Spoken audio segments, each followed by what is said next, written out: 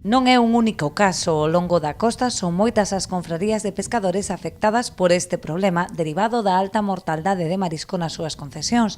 O BNG pídelle á Xunta medidas extraordinarias urxentes para paliar esta situación que afecta a moitas familias que viven directa ou indirectamente do marisqueo. Nós vamos a reivindicar ou ben que se declare zona catastrófica ou ben que inmediatamente se decrete efectivamente unha convocatoria de paro biolóxico ou de cese de actividade, pero o que está claro é que as mariscadoras e os mariscadores das distintas rías non poden seguir pagando, por exemplo, a súa seguridade social se non teñen con que comer.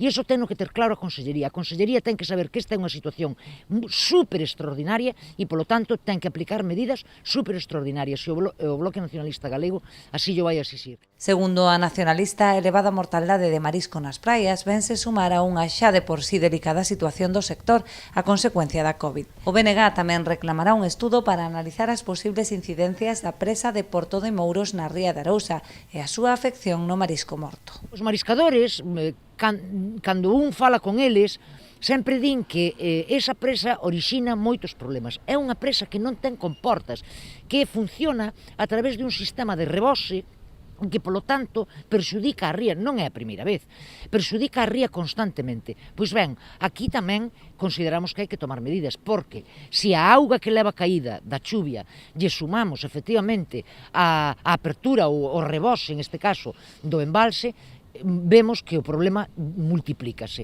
E a isto hai que facerlle frente dunha vez.